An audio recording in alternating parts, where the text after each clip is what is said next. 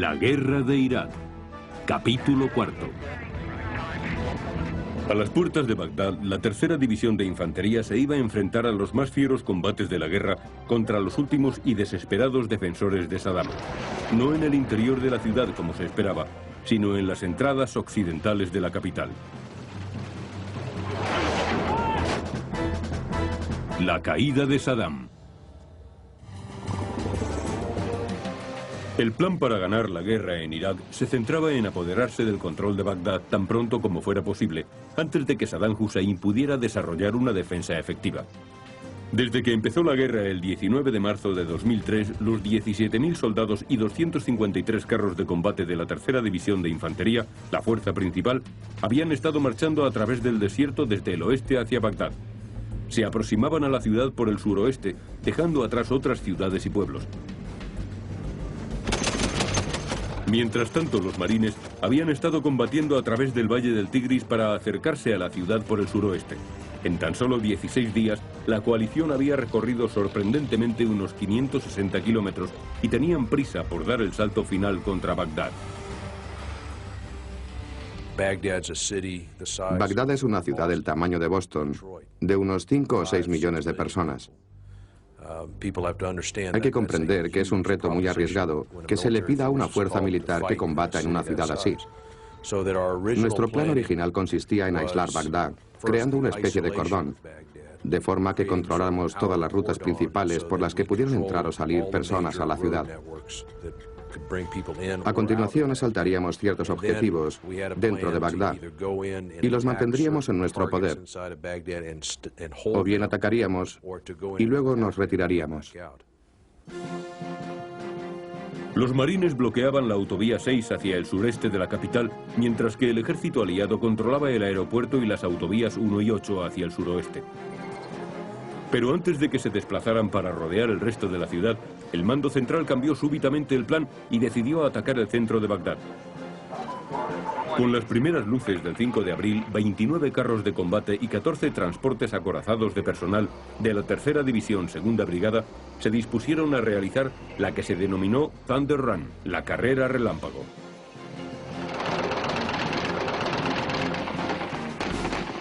Francamente, no tenía intención de atacar Bagdad tan pronto como lo hicimos. Antes quería asegurarme de lo que el enemigo estaba haciendo y de cuáles eran sus defensas.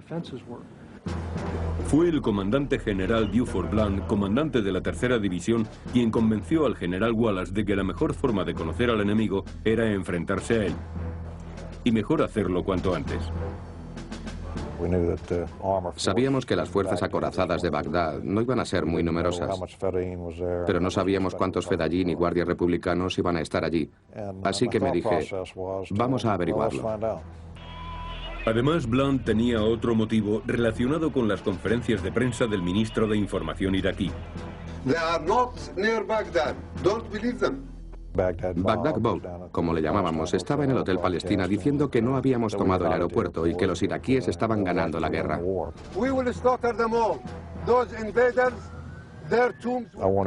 Quería que todos supieran que no era cierto, que era mentira, que el gobierno les estaba mintiendo. Como la ciudad no había sido totalmente rodeada, la orden fue una sorpresa completa para los hombres de la segunda brigada. El día 4, cuando me dijeron alrededor de las 4 de la tarde que tenía que ir a Bagdad, me quedé sorprendido durante un instante y dije, no me lo esperaba. Nos quedamos con la boca abierta. No podía creerlo. Le dije que debía estar bromeando, pero me contestó que no bromeaba. Nos reorganizamos rápidamente, concebimos un plan y así lo llevamos a cabo. Blunt y el comandante de la segunda brigada fijaron una ruta que les llevaría por la autovía 8 hasta las calles céntricas antes de dirigirse al oeste y luego volverían al aeropuerto.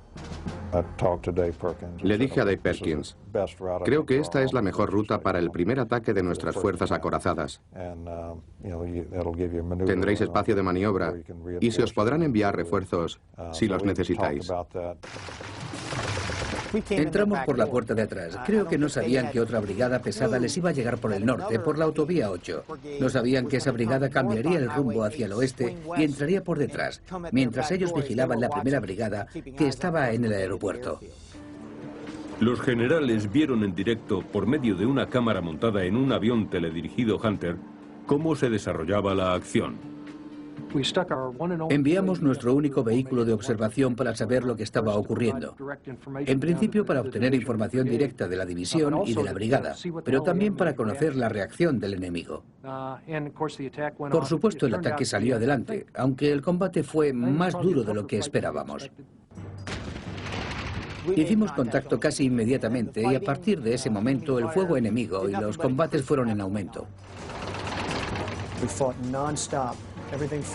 Combatimos sin parar. Recibimos de todo, desde ataques suicidas hasta individuos que trataban de subir a nuestros vehículos para matarnos.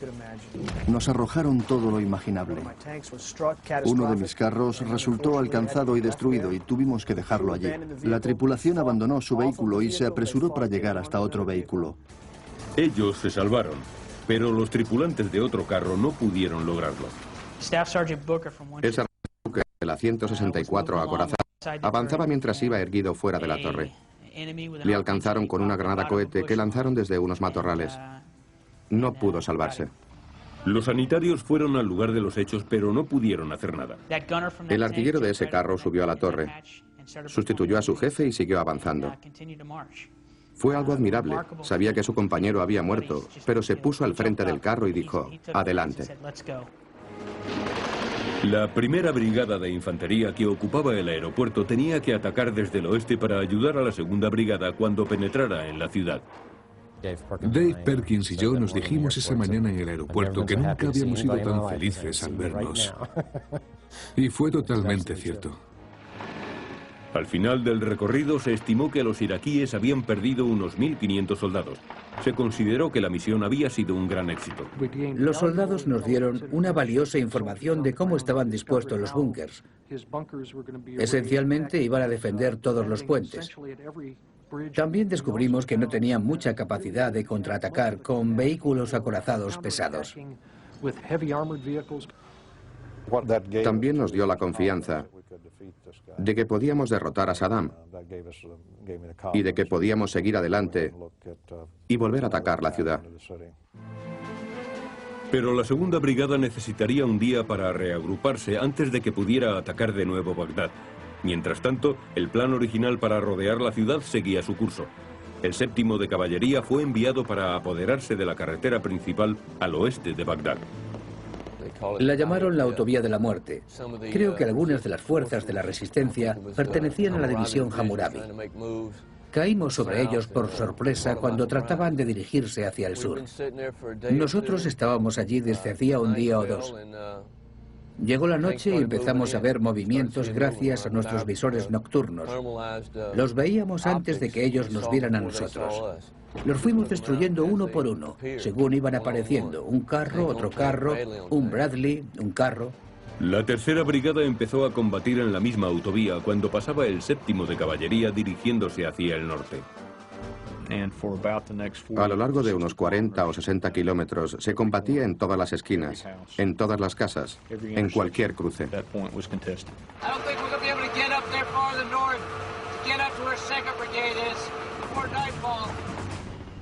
Bagdad era la ciudad más militarizada que he visto en mi vida.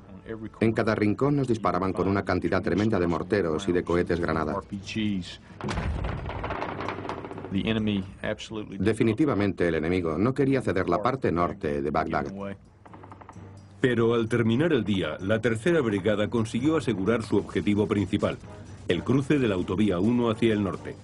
A continuación, siguieron hacia el este, hacia el puente sobre el Tigris llamado Objetivo Montgomery.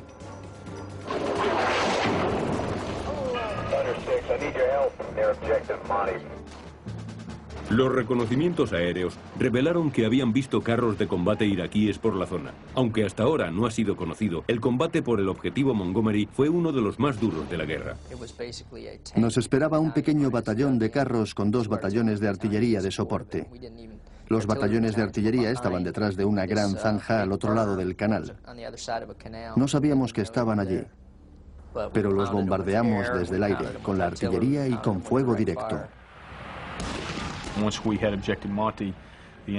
Cuando conquistamos el puente sobre el Tigris, al enemigo no le resultó fácil salir de Bagdad. Trató de volarlo. Pelearon con uñas y dientes contra nosotros durante unas 50 o 60 horas. Hacia el norte quedaban todavía miembros de la Guardia Republicana. Detrás de ellos llegaban los Fedayeen y desde Tikrit enviaban fuerzas acorazadas. Se abrió un fuego incesante hasta casi agotar la munición. A todo mi grupo de combate le faltaba combustible, así que tenía que conseguirlo, así como municiones. Cuando un vehículo de suministro se acercaba trayendo el tan esperado combustible y las municiones, nuestra principal fuente de abastecimiento en esos momentos, le alcanzó el fuego enemigo. Perdimos la provisión inmediata de munición de 25 milímetros para los Bradley. Además, murieron varios soldados. Pero después de 2 días de continuos combates, la tercera brigada tuvo éxito cortando el flujo de tropas iraquíes que provenían del norte. No tuvieron el reconocimiento ni la publicidad que merecían, pero allí hubo muchos héroes.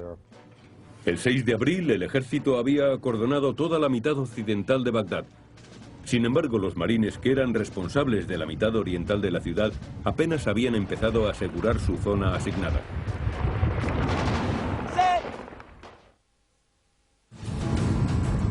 El día que el ejército realizó su primera carrera relámpago, la primera división de marines llegó a las afueras de Bagdad. La distancia recorrida y la velocidad que alcanzamos no tenía precedentes en la historia de los marines. Se suponía que los marines tenían que rodear la zona este de la ciudad, mientras la infantería se ocuparía del lado oeste. Pero para llegar a sus posiciones, los marines debían cruzar el río Diyala, un afluente del Tigris que discurre a lo largo del sector este de Bagdad. Para ser francos, no le prestamos al Diyala la misma atención que al Tigris y al Éufrates, porque solo tenía una anchura de unos 60 metros. Además, hasta aquel momento, los iraquíes habían dejado intactos la mayoría de los puentes. Esperábamos tener suerte esta vez. No fue así. Había 2 puentes principales. Uno estaba completamente destruido y el otro en gran parte. Los comandantes de los marines observaron por medio de su vehículo espía que el enemigo había tomado posiciones y que estaba en esos puentes dispuesto a defender la línea del río. Un consejo para el comandante de la división fue: busca otro lugar, es un río muy largo. Durante 24 horas, equipos de reconocimiento buscaron otro punto por el que cruzar el Diyala, pero llegaron a la conclusión de que aquel lugar era el mejor. Así que dirigieron a toda la división hacia el puente principal del Diyala. Pero para entonces habían perdido un día entero. Combatieron casa por casa. Cuando encontraron al enemigo, este se había atrincherado en edificios y búnkers. Observaban todo lo que hacíamos mientras avanzábamos. Cuando nos dirigimos a sus posiciones, tuvimos que soportar un fuego constante. En cuanto los marines aseguraron el lado este del río, llamaron a los ingenieros para que inspeccionaran los puentes. Había 2 puentes. El del sur era un puente antiguo que no había sido usado durante cierto tiempo y que tenía un gran agujero de unos 6 metros en uno de sus lados. El otro puente, el de la carretera principal, era mucho más reciente, pero le faltaba un arco entero. Se decidió que podía empezar a pasar parte de la infantería sin blindados por el puente viejo, con tal de que se tapara el agujero. Al no disponer de los materiales necesarios, comenzaron a buscarlos por los alrededores. Trajeron materiales y tuvieron que colocarlos entre los disparos del enemigo. Casi se caen 2 marines por el agujero del puente. Todo esto ocurría mientras abrían fuego contra ellos. En el puente nuevo, los marines colocaron una carga controlada que niveló las columnas de soporte de forma que pudieron tender sobre ellas una plataforma para el paso. Por encima de los contrafuertes tendimos una plataforma que trajo un vehículo acorazado. Pero se necesitaba tiempo para hacer los ajustes y las pruebas. Mientras tanto, un tercer puente, un puente de pontones, estaba siendo tendido solo para los vehículos acorazados. Tardamos unas 4 horas en construirlo, pero tuvo que ser de mayor longitud que el ancho del río debido al reflujo del agua. De esta forma transcurrió otro día más antes de que los marines cruzaran el Diyala para iniciar el ataque principal. Frustración podría ser la palabra. Tuvimos que cruzar el río por 3 puntos, más de los necesarios para cruzar ríos más grandes. Pero la tercera división ya estaba acercándose a Bagdad por el lado oeste y queríamos apoyarles por el lado oriental. Pero un pequeño río de 60 metros de anchura nos había detenido. Sus hombres sabían que el comandante no estaba satisfecho con el retraso. Expresé en cierto modo mi frustración hablando por radio con el comandante de la división. Sabía que lo estaba haciendo lo mejor que podía, aunque no fue un buen día. El primer escuadrón de infantería estaba preparado para cruzar a pie el puente viejo ya parcheado. El vehículo de asalto del capitán con el equipo de soporte se situó junto a ellos. De repente, salido de la nada, cayó un proyectil de la artillería, justo sobre nuestro Amtrak, en el centro del vehículo. Justo entre las escotillas, un impacto directo, muy difícil de lograr. La onda fue tan fuerte que salté por los aires. Di una voltereta, caí a la tierra, me puse de pie y antes de darme cuenta estaba corriendo entre humo. No se veía nada. Eso se debía a una gran llamarada que cubría al menos 100 metros en todas las direcciones desde el vehículo alcanzado. Se veían piezas de metal volando por todas partes. Vimos trozos de los cuerpos de los muchachos que habían estado dentro. Había sangre, un caos. Una escena devastadora. Me detuve, respiré profundamente y me dije que tenía que relajarme, porque cuando diera la vuelta al vehículo, los cuerpos de otros marines estarían igual que los que estaba viendo en ese momento. Gracias a Dios, por extraño que pueda parecer, ese impacto que alcanzó el vehículo salvó la vida de las 20 personas que estaban a su alrededor, porque contuvo la onda expansiva. 2 hombres murieron dentro. Si ellos no hubieran muerto allí, al menos otros 20 lo hubieran hecho fuera del vehículo, incluyendo la mayor parte del mando de la compañía.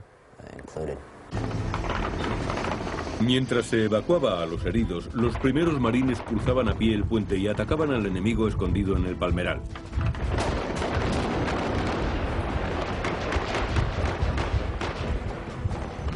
Los blindados comenzaron a cruzar el puente por la tarde. Cuando finalmente empezamos a cruzar el puente fue un momento muy espectacular. El 7 de abril, el mismo día que los marines atacaron después de cruzar el río Diyala, el ejército decidió que era el momento de lanzar una segunda incursión relámpago. Los objetivos para el día 7 eran atacar de nuevo la ciudad para confirmar las tácticas que los iraquíes emplearían en su defensa. En segundo lugar, se comprobaría si después de nuestra incursión relámpago habían variado sus tácticas.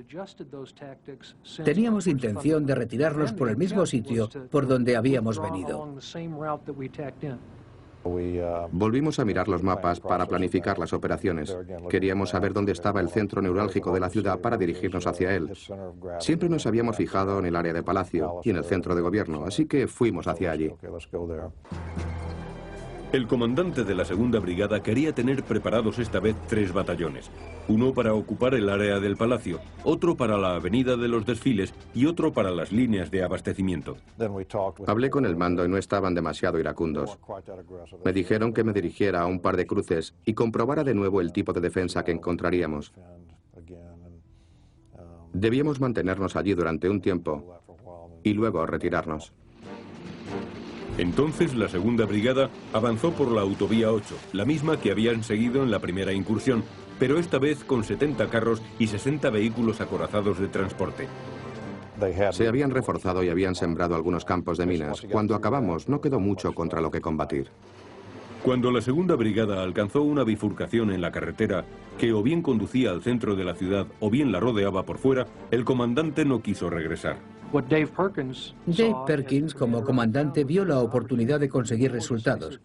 El segundo cruce que habíamos tratado de capturar y asegurar para ver lo que pasaba era también la entrada al Palacio Presidencial y al área donde estaban los ministerios. Dave aprovechó la oportunidad para atacar el centro de la ciudad. Pudo ir hacia el palacio con mucha rapidez. Tuvo que combatir mucho, pero para eso estaba allí. Al poco tiempo, llegaron al Ministerio de Información y a la Avenida de los Desfiles. También llegaron iraquíes. Iban a pie. Cruzaron los puentes, venían del norte y del sur. Nosotros estábamos en la entrada de una vía de penetración hacia el centro de la ciudad. Era de unos 15 kilómetros. Nuestros flancos estaban expuestos a todos los ataques, pero debíamos mantener abiertas las líneas de comunicación, combatiendo a ambos lados. El primer convoy de abastecimiento tenía problemas. Un carro explorador nos precedía. Le alcanzaron con una granada cohete y un soldado salió despedido de la torre. Unos minutos más tarde el cielo se nos cayó encima. Empezaron a dispararnos y la cosa se puso fea. Uno de los camiones de municiones fue alcanzado. Ardió y los proyectiles de los carros empezaron a explotar y a alcanzar a otros camiones. Ahora solo podía llegar una cantidad limitada de suministros a los soldados que estaban atacando el centro de Bagdad. En esos momentos tuvimos 2 bajas. El comandante de la brigada tenía que tomar una decisión muy difícil. O se retiraba o se mantenía allí. Dave dijo, la verdad es que no quiero darles otra oportunidad de poner más campos de minas. Además, cada vez que atacamos aprenden más de nuestra forma de combatir para tratar de derrotarnos. Él quería permanecer. Y dijo, bueno, todo depende del combustible. ¿Dónde está y cómo podemos conseguirlo? Después de reorganizar los convoyes de suministro, Blunt envió elementos de la primera brigada para reforzar las líneas de abastecimiento. Cuando estuvimos seguros de que podíamos conseguir combustible y municiones y de que podríamos seguir combatiendo, no quisimos dar la vuelta. Finalmente Bob me llamó y me dijo, recomiendo que nos quedemos. Yo le dije, venga, aunque creo que mis palabras exactas fueron, que tengáis una buena pelea. Y desde ese momento permanecimos en Bagdad. Como apoyo para el ataque, numerosos aviones volaban sobre la ciudad las 24 horas del día, en lo que fue conocido como soporte aéreo cercano estratificado. Lo llamamos estratificado porque estaban escalonados a varias alturas, esperando por si un controlador aéreo los necesitaba. El 7 de abril, el aire estaba plagado de aviones a la espera de que algún operativo de la CIA los llamara desde el aire. Recibimos un informe en el que decía que un grupo de jefes baasistas y de los servicios de inteligencia iraquí se habían reunido en uno o en 2 edificios del distrito urbano de Al-Mansur en Bagdad. Se confiaba en que alguno de aquellos dirigentes fuera Saddam Hussein. Por eso había que elegir inmediatamente el armamento adecuado. 4 bombas antibúnker y también el avión apropiado, el bombardero B-1. Nos dijeron, adelante, proceded inmediatamente contra ese área. Nos dieron las coordenadas. Nosotros las anotamos y las comprobamos 2 o 3 veces. Es la vez que más comprobaciones he hecho. La orden final fue: no falles. Es la primera vez que escuché a 2 generales decirme que no me equivocara. Entonces dije, bueno, ¿por qué no comprobamos una 4ª vez las coordenadas para estar seguros de que están bien? Y lo estaban.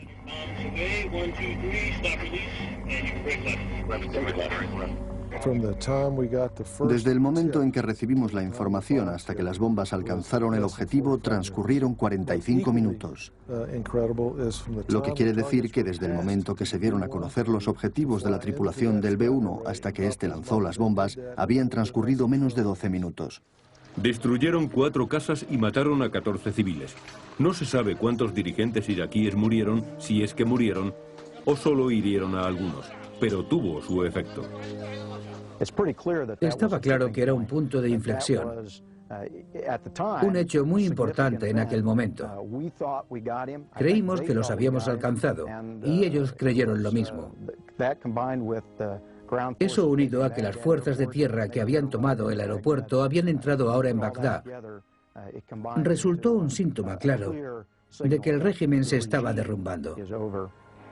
Pero se necesitarían 2 días más de combates para convencer a los ciudadanos de Bagdad de que el régimen estaba acabado.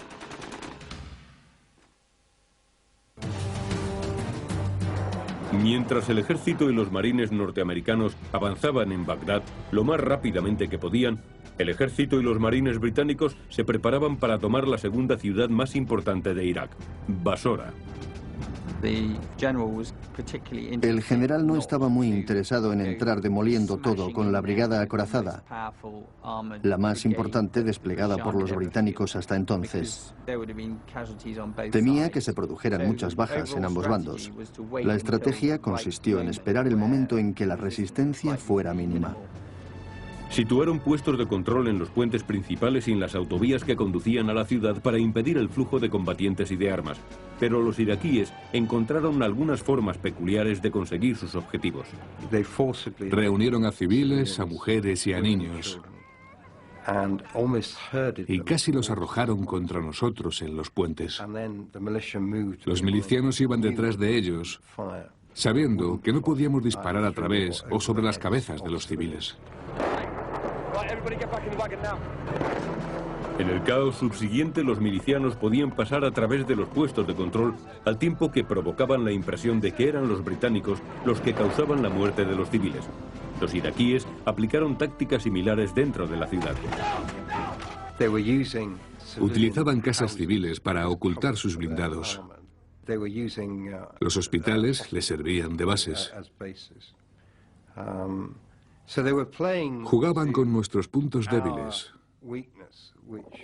que eran mantener al mínimo las bajas de los civiles. Pero los británicos no cayeron en la provocación. En lugar de eso, los comandos realizaron pequeñas incursiones en la ciudad. Pasamos entre una semana y 10 días controlando al enemigo. Y mientras tanto, tratábamos de recoger información acerca de la situación exacta de los dirigentes de Basora. Su meta era aniquilar objetivos simbólicos del régimen y debilitar la presión que el partido Baas ejercía sobre la población chiita. Alcanzamos los cuarteles baasistas y capturamos a los altos jefes del régimen. Derribamos una estatua, un símbolo. Destruimos el yate de Saddam, que estaba atracado en Basora. Finalmente, la batalla por Basora comenzó a calentarse el 30 de marzo, cuando los marines británicos lanzaron el mayor de sus ataques para asegurar el suburbio sureste, Abu al-Qasib. Fue una manera de demostrar que iban en serio. Habíamos enviado al pueblo de Basora mensajes a través de panfletos y también de la radio, en los que les decíamos que si se levantaban contra el régimen, nosotros les apoyaríamos. Y teníamos que cumplir nuestra promesa. Por eso se concibió la operación de Abu al-Qasib. Como los combatientes enemigos estaban diseminados por todo el vecindario, los británicos querían hacer que dieran la cara para arrinconarlos. La maniobra consistía en ir tomando partes de Abu al-Qasib de este a oeste, pero avanzando desde el sur, utilizando el canal de la izquierda como frontera.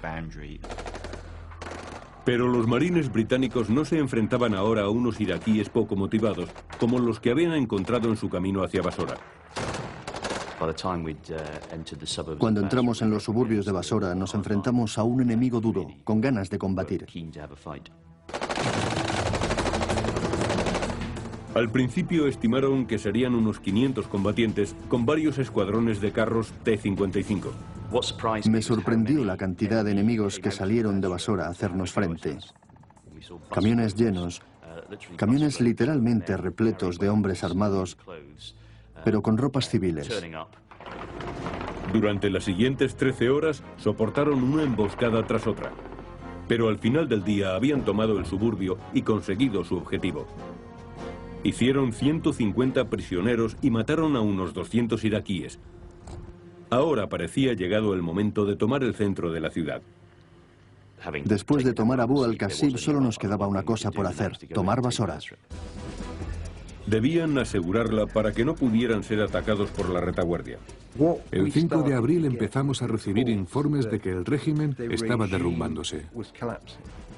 Entonces, el 6 de abril, les dije a los comandantes de los dragones escoceses y a los de la Guardia Negra, que planeaban hacer incursiones contra Bagdad a la mañana siguiente, que si se les presentaba la oportunidad, combatieran, que se quedaran allí y que aprovecharan el momento.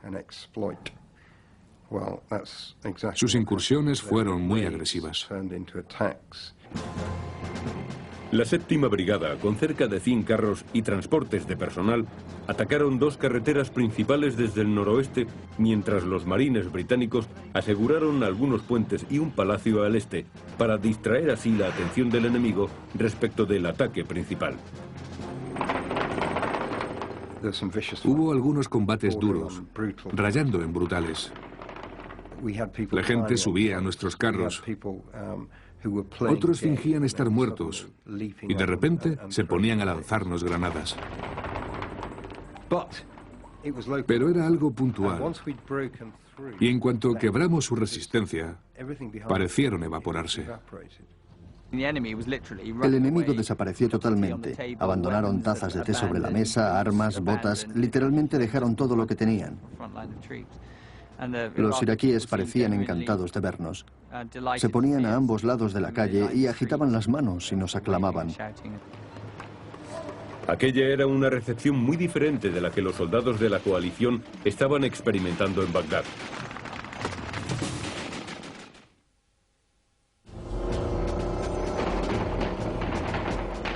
El 7 de abril, la ocupación de Bagdad había comenzado. Una brigada acorazada completa estaba en el centro de la ciudad. La decisión del ejército de permanecer en la capital cambió radicalmente la estrategia inicial de la coalición, que era tomar Bagdad por medio de incursiones desde la periferia. Al contrario de un cerco, se convirtió en una operación urbana con fuerzas no convencionales, inteligencia y soporte aéreo.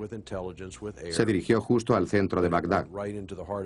Y así empezamos a dominar esa gran ciudad con millones de habitantes, desde el mismo centro hacia el exterior.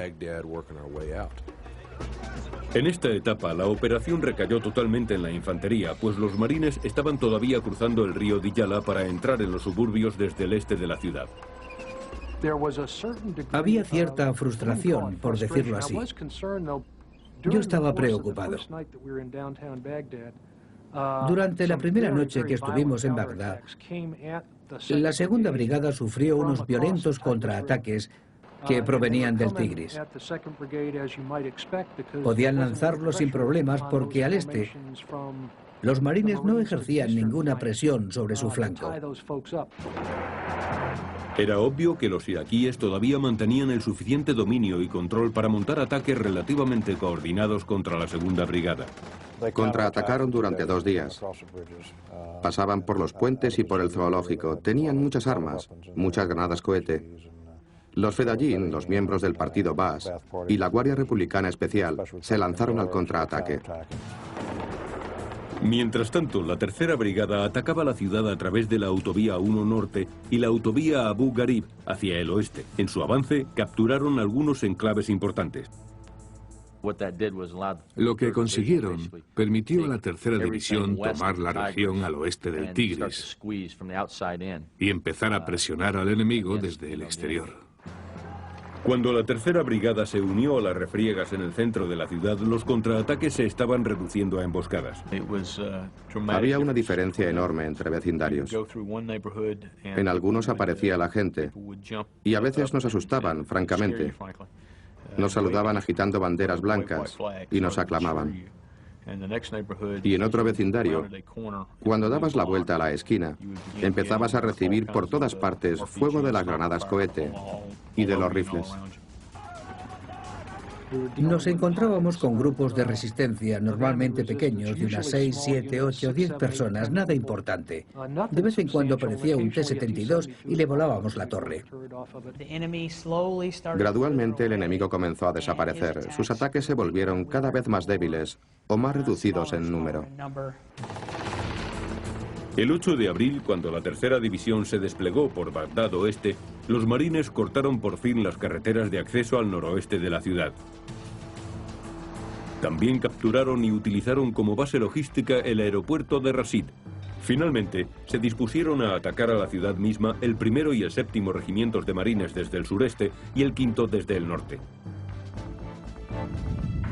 A las 11:30 de la mañana del 9 de abril, los generales McKiernan, Wallace y Conway estaban todavía poniendo a punto los planes para que los marines realizaran el ataque definitivo contra Bagdad, estimando que tardarían 4 días en tomar el resto de la ciudad, pero los hechos los sobrepasaron. Elementos del 3er batallón del 4º de Marines se dirigían ya a la parte este de Bagdad sin encontrar casi resistencia. Todos salían a las calles, las familias con sus hijos. Los niños estaban a su lado, saludando y aplaudiendo. Las mujeres lloraban cuando pasábamos cerca. Llegaron sin problemas a la plaza central de Bagdad, dominada por una estatua de Saddam de 12 metros de altura. Hablé con mi cadena de mando y les dije que había mucha gente que no hacía más que pedir que derribáramos la estatua. Me autorizaron para que lo hiciera. Yo dije, de acuerdo, señor, ahora lo hacemos. Pero antes de hacerlo, unos marines no pudieron resistirse a enarbolar su bandera. Cuando vi a aquel joven marine con la bandera, me dije, maldita sea, mejor que no lo hubiera hecho. El marine la retiró enseguida y la sustituyó con una bandera iraquí antes de que la estatua cayera finalmente.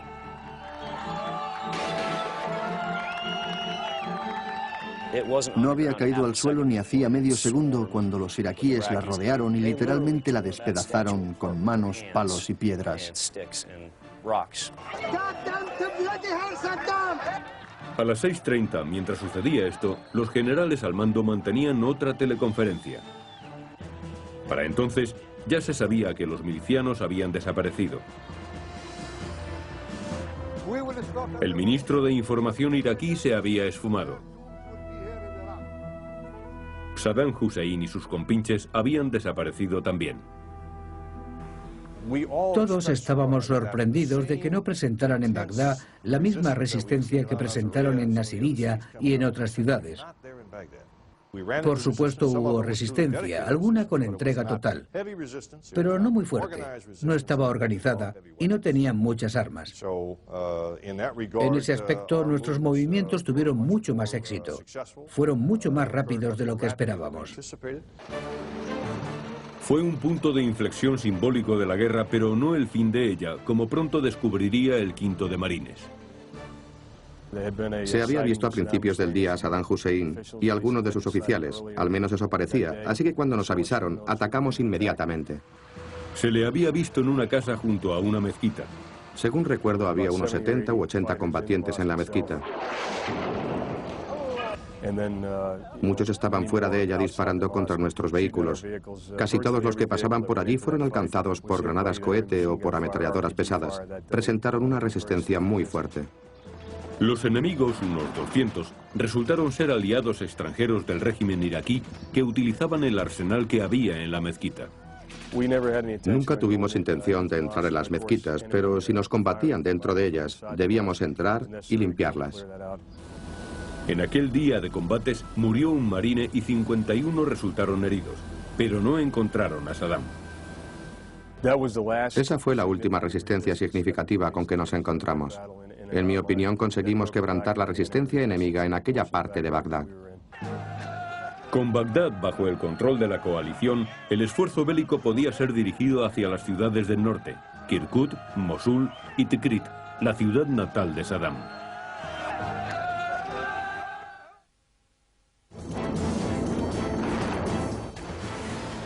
Al norte de Irak, una intensa campaña aérea forzó a los iraquíes a retirarse del frente a lo largo de la frontera del territorio controlado por los kurdos. Ahora sus fuerzas se concentraban en proteger Mosul, la tercera ciudad iraquí, y Kirkuk, el nudo norte de su industria petrolífera. Las cosas evolucionaron muy rápidamente cuando las fuerzas norteamericanas se acercaron a Bagdad y se hizo evidente que iba a caer la capital. Los combatientes iraquíes que defendían esas dos ciudades empezaron a darse cuenta de que el fin les llegaba también a ellos.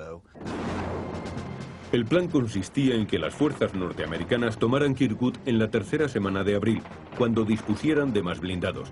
Pero después de la caída de Bagdad, la de Kirkuk parecía inevitable. Los combatientes kurdos estaban a menos de 15 kilómetros y se estaba preparando una sublevación de los combatientes que los apoyaban desde dentro de la ciudad. Habían soportado unos bombardeos tremendos de las fuerzas norteamericanas y se habían difuminado. Es la cosa más sorprendente que he presenciado. Es como si las fuerzas iraquíes de Kirkuk se hubieran evaporado dentro de la ciudad. El 10 de abril, los combatientes kurdos, junto con las fuerzas especiales, entraron en Kirkuk y se apoderaron del control de la ciudad sin encontrar casi resistencia. Varios días más tarde, pasó lo mismo en Mosul. Las fuerzas iraquíes se disolvieron en la ciudad, desaparecieron. Fue casi un milagro cómo desaparecieron esas divisiones.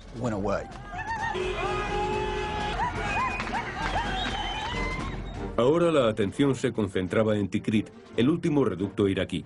Se trataba de la ciudad natal de Saddam Hussein, 200 kilómetros al norte de Bagdad. Sorprendentemente, no sería la infantería, sino los marines, con sus líneas de abastecimiento ya extendidas a lo largo de un gran territorio, los que fueron enviados a Tikrit el 12 de abril. Creo que uno de los grandes engaños de esta operación fue que muchos creían que no íbamos a atacar hasta que la 4ª División de Infantería estuviera allí. Pero atacamos 2 semanas antes, lo que nos dio una gran ventaja táctica. Primero se envió a la aviación. La campaña aérea fue muy dura. Nos allanó el campo de batalla porque se requería que llegáramos enseguida. Casi sin resistencia, el grupo de combate Trípoli llegó a Samara, una población al sur de Tikrit, antes del mediodía. Un informante local dijo que había prisioneros de guerra allí, pero no mostró a los marines donde se encontraban. Tenía miedo de que lo apresaran. Un sargento muy perspicaz que trabajaba en el equipo de recursos humanos resolvió la situación muy bien. Cogió a este individuo, le dio un equipo de GPS y le dijo: pon esto enfrente de la puerta. Se trataba del sargento Christopher Cerilo. Le dimos un equipo portátil de posicionamiento global por satélite. Era muy pequeño. Fue al sitio, lo puso donde estaban y regresó. Fuimos a la casa y desde el otro lado de la puerta alguien empezó a gritar diciendo: soy americano, mis amigos están dentro. Los 5 estábamos sentados en aquella habitación con los guardias. Entonces oímos muchos gritos y de pronto escuchamos que alguien estaba golpeando la puerta. Ronald Young y David Williams eran los 2 pilotos que fueron capturados después de que su helicóptero Apache fuera derribado 22 días antes. Un instante después tenía un marine delante de mí con un fusil apuntándome a la cara. Fue sorprendente. No pude controlar mis emociones y empecé a llorar.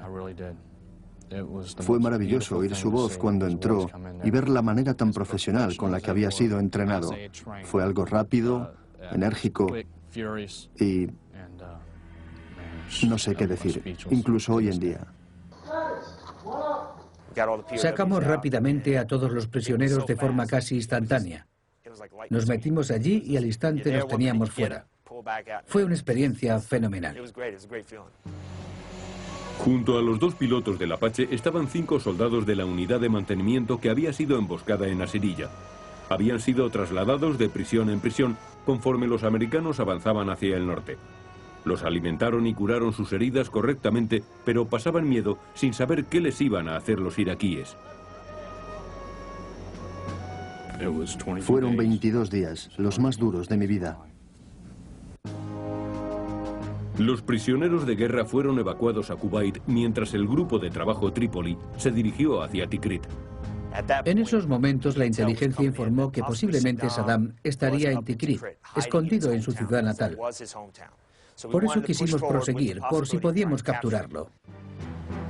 Todo el mundo esperaba que los leales a Saddam presentaran allí su última resistencia. Esperábamos encontrarnos una fuerza acorazada significativa contra la que combatir en Tikrit. Creíamos que algunos podían haber escapado hacia el norte y que estarían en el lugar donde nació Saddam para ofrecer una resistencia simbólica. Nada de eso ocurrió. El 14 de abril, el grupo de combate Trípoli capturó el último bastión del régimen de Saddam. Fue algo más simbólico que la caída de la estatua. Tikrit era, creo, al menos para la mentalidad iraquí, el centro de poder del régimen de Saddam. I would anticipate that the major combat engagements are over because the major Iraqi units on the ground ceased to show coherence. Se dio el anuncio formal del final de la guerra 2 semanas más tarde. ¿Que cuándo fue el cese de los combates? Lamento decir que no lo sé. Sospecho que el muchacho que patrulla por las calles de Bagdad hoy en día opina que la guerra no ha terminado todavía.